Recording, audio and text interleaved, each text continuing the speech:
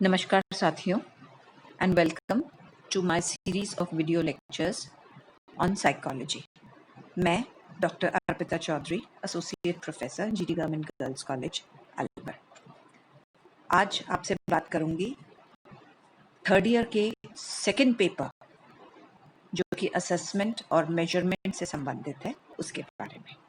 आज हम सबसे पहले जो चैप्टर फर्स्ट है assessment, meaning, need and scope, उसके बारे में बात करेंगे। बेसिकली हम रोज़मर्रा में, हमारे शिक्षा में, हमारी प्रोफेशनल लाइफ के अंदर असेसमेंट करते हैं, लेकिन असेसमेंट क्यों आवश्यक है, क्या अर्थ है और नहीं करेंगे तो क्या होगा, इसके बारे में हम मुख्यतः बात करेंगे। सो टू बिगिन विथ, हम सबसे पहले बात करेंगे असेसमेंट के अर्थ के बारे में कि असेसमेंट होता क्या है। So assessment is a systematic process. ये एक व्यवस्थित प्रक्रिया है। किस चीज की प्रक्रिया है? गैदरिंग इंफॉर्मेशन, सूचनाएं एकत्रित करने की, रिव्यू करने की, उनका मूल्यांकन करने की और उनको इस्तेमाल करने के लिए, जिससे कि हम अपनी जो परफॉर्मेंस है, चाहे वो शिक्षा के क्षेत्र में हो, चाहे कार्य क्षेत्र में हो, उसमें निरंतर सुधार ला सकें, उसमें इम्प्रूवमेंट ला सकें। तो I think it is clear कि असेसमेंट एक प्रक्रिया है, निरंतर चलने वाली प्रक्रिया है, जिससे कि हम अपनी एजुकेशन में, अपने शिक्षा में और कार्य क्षेत्र में सुधार ला सकते हैं। अभी जो प्रेजेंट स्तर है, अभी जो स्तर है, उससे बेहतर बन सकते हैं। सो अगर इस तरह से हम देखें तो assessment serves as a tool of reform, एक सुधार का माध्यम है, सुधार का एक टूल है। कैसे है टूल सुधार का? सबसे पहली चीज, इट क्लैरिफाइज प्रायोरिटीज, हमारी प्राथमिकताओं को स्पष्ट करता है कि भाई हमें क्या करना है। तो हमारी प्राथमिकता सबसे पहले निर्धारित करता है। And secondly, motivating greater and focused efforts, ताकि आप बिल्कुल फोकस करके अपने जो प्रयास हैं वो उस उद्देश्य को, उस प्राथमिकता को प्राप्त करने में लगा दें। सो सबसे पहली चीज, it is a tool of reform. दूसरी चीज, असेसमेंट डायग्नोस्टिक है। डायग्नोस्टिक मतलब निदानात्मक। ये जो बच्चे हैं, जैसे आप लोग स्टूडेंट्स हैं या कोई व्यक्ति जॉब कर रहा है, तो वो उसकी कमियां, उसकी शॉर्टकमिंग्स, उसकी लिमिटेशंस, क्या कमी रह गई, हम कहाँ पे नहीं कर पाए, उन कमियों को ढूंढता है और सजेस्ट रेमेडियल इंटरवेंशन, उपचारात्मक हस्तक्षेप करता है। तो जो कमी है उसका पता लगाता है और उस कमी को पता लगाकर उसको दूर करने का प्रयास करने का सुझाव दिया जाता है। सो आई थिंक ये क्लियर हो गया कि किस तरह से जो असेसमेंट डायग्नोस्टिक या निदानात्मक होता है। Third is suggest improvement. Assessment निरंतर व्यक्ति की बेहतरी का सुझाव देता है, जिससे कि हम अपनी एफिशिएंसी को, कार्यकुशलता को बढ़ा सकें। परफॉर्मेंस स्टैंडर्ड, हमने आज अगर मान लीजिए 12th में आपने 70% मार्क्स प्राप्त किए, तो किस तरह से अगर आप अपना निरंतर असेसमेंट करेंगे तो आपको ये पता चलेगा कि ठीक है, आप और बेहतर कहाँ कर सकते हैं, कहाँ कमी रह गई थी, तो उसको दूर करके हम 70 से 75, 80 एंड निरंतर अपनी परफॉर्मेंस में सुधार ला सकें। और सबसे इंपॉर्टेंट चीज, it keeps individual differences. Assessment के लिए सबके लिए सेम फॉर्मूला नहीं है। व्यक्ति की क्या पोटेंशियल है, व्यक्ति की क्या कमियां हैं, व्यक्ति का कहाँ प्रेजेंट स्टेटस क्या है, उसमें किस तरह से सुधार किया जा सकता है। तो ये तो था एक ब्रॉड आउटलाइन कि असेसमेंट होता क्या है। नाउ विल टॉक अबाउट, देखिए असेसमेंट, टेस्ट एंड मेजरमेंट, ये हम जनरली मिलती जुलती टर्मिनोलॉजी है। और आपका जो, जैसे मैंने बताया, असेसमेंट अगर हम जिसको हम मूल्यांकन या आकलन कहते हैं। मूल्यांकन थोड़ा सा, मूल्यांकन इज बेसिकली इवैल्यूएशन, लेकिन आपके पॉइंट ऑफ व्यू से अगर देखा जाए तो इवैल्यूएशन असेसमेंट का ही एक हिस्सा होता है। तो हम बेसिकली इसमें बात करेंगे कि असेसमेंट, टेस्ट और मेजरमेंट, क्योंकि ये जो टर्म्स हैं हम इंटरचेंजेबली यूज करते हैं, तो उसका अंतर क्या होता है उसकी बात हम करेंगे। देखिए, असेसमेंट जो है, जैसे मैंने अभी अपन ने पहले बात करी, असेसमेंट एक साधारण एक टर्म है जो कि इसमें हम सूचनाएं एकत्रित करते हैं। हम अपनी विभिन्न माध्यमों से वी गेन इंफॉर्मेशन। कहाँ से हम कर सकते हैं? ऑब्जर्वेशन के आधार पर कर सकते हैं, प्रेक्षण के आधार पर, जैसे हम रेटिंग्स ले सकते हैं, पेपर पेंसिल टेस्ट हो सकते हैं, प्रोजेक्ट इस्तेमाल कर सकते हैं। तो ये विभिन्न माध्यमों से हम सूचनाएं एकत्रित करते हैं और we form a value judgment. अब वैल्यू जजमेंट मीन्स कि अच्छा या बुरा, भी कैसा था। जैसे सपोज आपने एक टेस्ट के अंदर 10 में से 7 नंबर प्राप्त किए, ठीक है। अब ये जो 7 नंबर हैं ये तो अंक है, ठीक है। अब वो 7 अच्छे हैं या बुरे हैं, ये एक मूल्यांकन, इसीलिए मैंने बोला मूल्यांकन होता है इसके अंदर, एक वैल्यू जजमेंट होता है। वो 7 अगर बाकी सबके उससे कम है 7 से, तो वो 7 बहुत अच्छे हैं। अगर बाकी सबके ज्यादा हैं, किसी के 9 है, किसी के 10 है, किसी के 8 है, तो वो 7 उनमें सुधार की आवश्यकता है। सो इस तरह से इसमें वैल्यू जजमेंट होता है। सो असेसमेंट में basically quantitative as well as qualitative, संख्यात्मक, मात्रात्मक जिसको हम बोलते हैं, और गुणात्मक। गुणात्मक मीन्स अच्छा बुरा, गुणों पे आधार। तो ये दोनों चीजें होती हैं, और मतलब कितना अच्छा आपने परफॉर्म किया। It talks of desirability, how well, कितना अच्छे से आपने किया। तो ये तो बेसिकली असेसमेंट होता है। Now coming to measurement. Measurement मापन जिसको हम बोलते हैं। मापन एक प्रक्रिया है न्यूमेरिकल डिस्क्रिप्शन, अंक प्रदान करने की, ठीक है। और ये कितना, हाउ मच, जैसे मैंने अभी आपको बोला था 10 में से 7 अंक प्राप्त किए, तो 10 में से 7 इज अ मापन।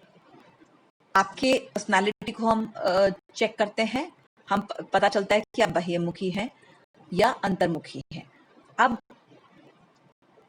उसका क्या अर्थ होता है? सिर्फ आपके अंकों के आधार पर हम ये कह देते हैं कि भाई ये है, या आपके 7 अंक आए, वो एक मापन है। सो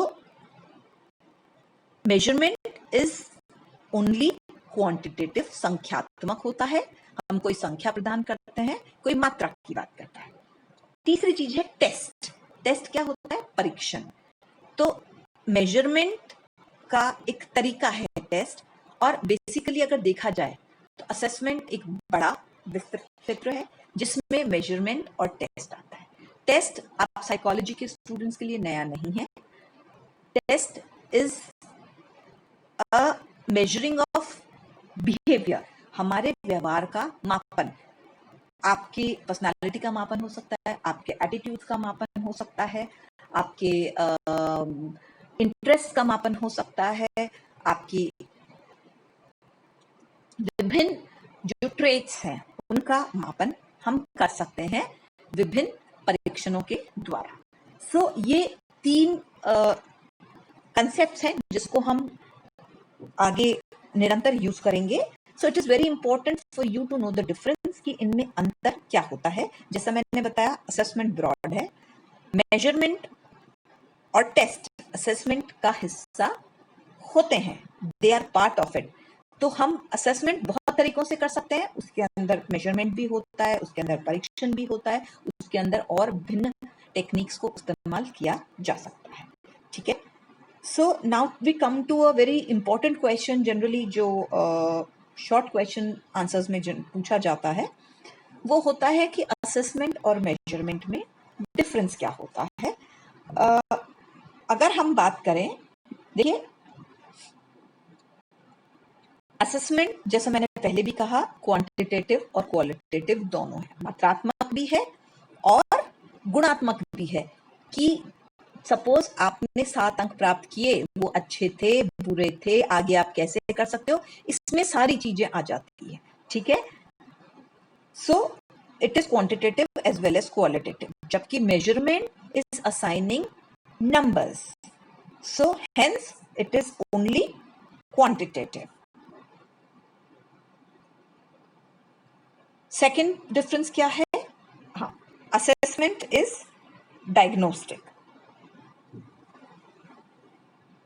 डायग्नोस्टिक मतलब अभी हमने बात की थी, निदानात्मक होता है, मतलब हम अपनी या स्टूडेंट की क्या कमियां हैं, क्या वीकनेसेस हैं, उनका पता लगाते हैं और फिर उसका फीडबैक बच्चे को देते हैं कि बेटा ये तुम्हारी कमी थी, तुम या तुम्हें समझ नहीं आया, या तुमने मेहनत नहीं करी, या और जो भी कमी है हम उसका पता लगाकर उसको फीडबैक देते हैं और उसको एरियाज ऑफ इम्प्रूवमेंट, कहाँ वो सुधार कर सकता है, ये बताते हैं। सो इट इज बेसिकली डायग्नोस्टिक, जहां पर हम सॉल्यूशन ढूंढने पर, निदान ढूंढने पर एम्फेसाइज करते हैं, जबकि मेजरमेंट क्या होता है? Measurement is prognostic.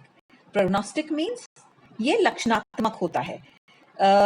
बेसिकली जैसे मैंने आपसे कहा, हम विभिन्न परीक्षणों के द्वारा मेजरमेंट कर सकते हैं, जैसे हम व्यक्ति की पर्सनालिटी मेजर कर सकते हैं। सो हमारे जो लक्षण होते हैं कि कोई बच्चा है अगर अच्छे से नहीं कर पा रहा, या कोई उसको कोई परेशानी आ रही है, या जो जैसे टेस्ट आपने उसके ऊपर एडमिनिस्टर किया तो उसका मान लीजिए इंट्रोवर्ट है, वो अपनी समस्याएं, अपनी परेशानियों को नहीं बता पा रहा, तो basically it serves as a tool और aid for guidance and counselling, जिससे कि हम व्यक्ति के उसको काउंसलिंग करें और उसका बिहेवियर को प्रिडिक्ट कर सकें, उसका वर्गीकरण कर सकें।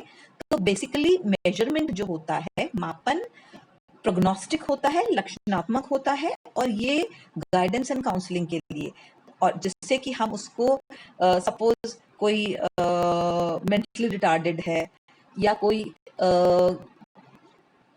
आप जैसे आपने टेस्ट करके मेजर करके पता चला है कोई एक्सट्रोवर्ट है, कोई इंट्रोवर्ट है, तो हम उसके लक्षणों के आधार पर उसको सजेशंस दे सकते हैं, काउंसलिंग कर सकते हैं। जबकि जो असेसमेंट है वो डायग्नोस्टिक होता है, वो चीज की आपकी कमी को पता लगाकर उसके बारे में फीडबैक देकर उसमें इंप्रूवमेंट की कोशिश करने का प्रयास किया जाता है। Okay, now the third difference is assessment is a continuous process. Assessment एक निरंतर चलने वाली प्रक्रिया है, एक इसमें ऐसा नहीं है कि खत्म हो जाता है. असेसमेंट इज कंटिन्यूअस, निरंतर चलने वाली प्रक्रिया है, जबकि मेजरमेंट जब हमें जरूरत होती है एक सीमित समय के लिए, जब आवश्यकता हो तब हम उसका इस्तेमाल करते हैं. Okay, assessment is a broad term. Assessment जो है, मूल्यांकन या आकलन, एक विस्तृत क्षेत्र है, और इसीलिए मैंने बोला बहुत डिटेल एंड कॉम्प्रिहेंसिव होता है अपने आप में, जबकि मेजरमेंट इज स्पेसिफिक, इसका क्षेत्र सीमित है. ये एक सीमित चीज की बात, आपको पर्सनालिटी स्टडी करनी, आपने पर्सनालिटी करी, एक्सट्रोवर्जन देखना, इंट्रोवर्जन देना, खत्म. आपको इंटरेस्ट स्टडी करने, किस एरिया में इंटरेस्ट है, क्या आपको पता चला, खत्म. ठीक है, जबकि असेसमेंट एक निरंतर चलने वाली प्रक्रिया है. दूसरा और डिफरेंस क्या है? Assessment is a tool of reform, एक सुधार करने का माध्यम है. ठीक है, और इसीलिए जैसे मैंने आपसे बताया, it suggest improvement in teaching and learning. This is very important. Assessment जो है वो सुधार ना सिर्फ स्टूडेंट्स का, लेकिन टीचर्स के भी सुधार का माध्यम बनता है. अगर बच्चे अच्छे से नहीं परफॉर्म कर रहे और टीचर अपना असेसमेंट करता है कि कहाँ कमी रह गई, बच्चों ने क्यों अच्छे से नहीं किया, क्या मेरी तरफ से कोई कमी थी, सो it is a continuous process not only for the students but as well as for the teachers. तो इस तरह से जैसे मैंने आपसे बताया कि suggest improvement in teaching में और learning में. learning के लिए तो facilitating है ही. assessment continuously आप अगर अपना स्टूडेंट्स अपना असेसमेंट करते हैं, टीचर्स बच्चों का असेसमेंट करते हैं, टीचर्स अपना असेसमेंट करते हैं तो टीचिंग और लर्निंग दोनों में सुधार आता है। So it is a tool of reform. जबकि मेजरमेंट क्या है? मेजरमेंट वर्गीकरण करने का एक तरीका है, संख्या प्रदान करने का एक तरीका है कि व्यक्ति ने कितने अचीवमेंट करी, उसकी पर्सनालिटी कैसी है, एटीट्यूड्स किस प्रकार के हैं, उसकी क्षमताएं, स्किल्स किस प्रकार की हैं। तो ये सिर्फ एक वर्गीकरण करने का, एक मात्रा प्रदान करने का, न्यूमेरिकल या एक संख्या प्रदान करने का तरीका है। ठीक है, okay. Now coming next, assessment is personal and subjective. Assessment ये बहुत सब्जेक्टिव है, और पर्सनल होता है, जबकि मेजरमेंट जो मापन है वो इम्पर्सनल होता है। आपके कितने अंक आए, अगर आपके एक फिक्स कैटेगरी में एक जो अंक आते हैं तो आप एक्सट्रोवर्जन हो जाते हैं। आपके अगर मैनुअल के हिसाब से कितने अंक हैं तो आप इंट्रोवर्ट होते हैं। या आपके अगर भिन्न जो स्कोर्स के आधार पर हम आपके इंटरेस्ट को डिटरमिन कर सकते हैं, आपकी पर्सनालिटी को डिटरमिन कर सकते हैं, आपके एप्टीट्यूड को डिटरमिन कर सकते हैं। So that is impersonal. उसमें करने वाले की फीलिंग्स, करने वाले की जो विचार हैं वो उसको प्रभावित नहीं करते। जबकि असेसमेंट जो होता है, मूल्यांकन या आकलन एक पर्सनल है, व्यक्ति की अगर जैसे मैं स्टूडेंट्स का मूल्यांकन कर रही हूँ, लगातार बच्चों के साथ रहती हूँ, तो मेरी फीलिंग्स, अगर मैं किसी बच्चे से अटैच्ड हूँ तो मैं उसकी कमियों को कहीं ना कहीं ओवरलुक कर लूंगी। So in a way it is personal and subjective.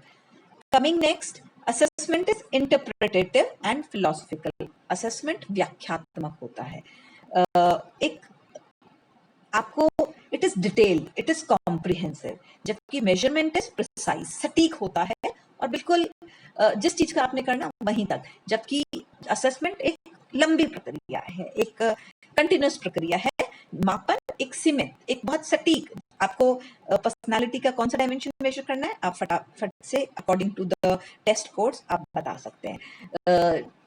सो इस तरह से I think this is very important from the examination point of view. काफी बार क्वेश्चन आता है, शॉर्ट क्वेश्चन आ जाता है कि असेसमेंट और मेजरमेंट, मूल्यांकन और मापन में क्या अंतर है। आई थिंक आप लोग ये बहुत अच्छे से कर पाएंगे। ओके, नाउ कमिंग नेक्स्ट, एक बहुत इंपॉर्टेंट चीज, नीड फॉर असेसमेंट की आवश्यकता क्यों है, हम क्यों करें मूल्यांकन। देखिए, अब तक आपको काफी कुछ समझ में आ गया होगा। देखिए, सबसे पहली चीज तो परफॉर्मेंस स्टैंडर्ड बढ़ाने के लिए। आज बच्चे के 50% हैं तो कोई जरूरी नहीं जिंदगी भर वो 50% पे रहेगा। अगर टाइम टू टाइम असेसमेंट करता है, उसके टीचर्स हेल्प करते हैं, पेरेंट्स असेसमेंट करते हैं, तो अपनी कमियों को पता लगाकर वो बेहतर कर सकता है, अपनी परफॉर्मेंस को निरंतर सुधार कर सकता है, पहली चीज। दूसरी, ग्लोबल और इंटरनेशनल कंपैरिजंस। देखिए, आज की तारीख में ग्लोबलाइजेशन का युग है। कोई भी चीज, अगर बच्चा एक गांव के अंदर बहुत अच्छा पढ़ रहा है तो वो अंधों में काना राजा हो जाता है, बट अगर वो अपनी क्षमताओं का निरंतर असेसमेंट करता है तो वो गांव से शहर, शहर से जिला, जिले से राज्य, राज्य से देश और अल्टीमेटली इंटरनेशनल। देखिए, हमारी जो क्षमताएं हैं वो सीमित नहीं होती हैं। सो पहले के टाइम पे होता था कि ठीक है, हम बच्चे ने अच्छा किया, ठीक है, हम बहुत खुश। लेकिन आज की तारीख के अंदर एक कहते हैं ना, स्काई इज द लिमिट। तो बच्चा अगर टाइम टू टाइम अपना इवैल्यूएशन, अपना असेसमेंट करता है तो ग्लोबली compete कर सकता है। अंतरराष्ट्रीय स्तर पर हम कोई भी चीज, आज हम कोई प्रोडक्ट बनाते हैं तो प्रोडक्ट हम उसको आज मार्केट जो है वो globally, we have international comparison हो जाते हैं। चाहे वो हमारी शिक्षा प्रणाली हो, चाहे हम कोई प्रोडक्ट बना रहे हैं, चाहे हम जो एक बच्चा जो पढ़ रहा है वो कहीं ना कहीं एक उसको एक्सेल करने के लिए, अपनी परफॉर्मेंस को बेहतर बनाने के लिए हम निरंतर असेसमेंट करने की जरूरत है। और जब हम डेफिनेटली एक के बाद एक जब अच्छा करेंगे, हमारी परफॉर्मेंस इंप्रूव होती जाएगी, इट बिल्ड्स कॉन्फिडेंस। बच्चे का कॉन्फिडेंस में सुधार, उसको मोटिवेशन मिलता है।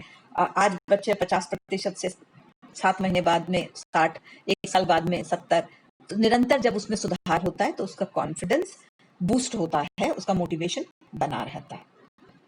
इसके अलावा देखिए असेसमेंट, हाँ, अकाउंटेबिलिटी डिमांड्स, देखिए हमारा उत्तरदायित्व भी होता है कि हम अपने कार्य क्षेत्र में अपने आप को निरंतर सुधारें। वो ना सिर्फ हमारे कॉन्फिडेंस को बूस्ट करता है, बट हमारी, देखिए हम ह्यूमन बींग्स के अंदर असीमित क्षमताएं होती हैं, तो जब हम उनका निरंतर मूल्यांकन करेंगे तभी हमारी क्षमताओं को हम बढ़ा सकते हैं। सो ये हमारा उत्तरदायित्व भी होता है। इसके अलावा improvement in teaching and learning, yes this is very important. Assessment, जैसे मैंने आपसे पहले कहा था, ना सिर्फ बच्चों का बल्कि टीचर की टीचिंग तरीके से। देखिए पहले हम जो पढ़ाए जाते थे वो तरीके बिल्कुल भिन्न थे। अगर आप देखें छोटे बच्चों को पढ़ाने के तरीके, बच्चों को रटवाया जाता था, बच्चों को ए लिख दिया जाता था और उसको कहा जाता था घोट लो उसके ऊपर बत्ती दे के और स्लेट पे बार बार। लेकिन आजकल बच्चों को समझाया जाता है, बच्चों को हम जोड़ देते हैं, समझ के सीखिए, रटे नहीं। So there is improvement in teaching and learning. वो तभी आएगा जब हम समय समय पर अपना असेसमेंट करेंगे। इसके अलावा एक और क्षेत्र जो है हमारी कमियों का पता लगाने के लिए, कहाँ कमी है, बच्चा क्यों नहीं अच्छा परफॉर्म कर पा रहा। सो अगर हम उसका असेसमेंट करेंगे तभी हमको ये पता चल सकता है। और इसके साथ साथ जो लास्ट एरिया है दैट इज करिकुलम डेवलपमेंट, जो हमारा जो सिलेबस होता है, जो बच्चों जैसे आप देखते हो आपका क्या सिलेबस है, तो उसको किस तरह से डिवाइस किया जाता है, किस तरह से डिजाइन किया जाता है। अगर हम टाइम टू टाइम उसको असेसमेंट नहीं करेंगे, बहुत सी चीजें होती हैं जो आउटडेटेड हो जाती हैं, तो उनको हटाना पड़ता है। नई टेक्नोलॉजी आती है तो हमको नई टेक्नोलॉजी को उसका हिस्सा बनाना पड़ता है। सो वो हम तभी कर पाएंगे जब हम टाइम टू टाइम उसको असेसमेंट और इवेल्युएट करेंगे कि भाई आज ये चीज आउटडेटेड, ऑब्सोलीट हो गई है, तो उसको हम हटा देते हैं। जो चीज नई टेक्नोलॉजी हम उसका समावेश करते हैं। सो इस तरह से जब हम असेसमेंट करेंगे तभी हम अपने आप में सुधार कर सकते हैं। So that was all for meaning, need of assessment. Thank you so much. Please watch my videos for more updates on psychology and assessment. Thank you.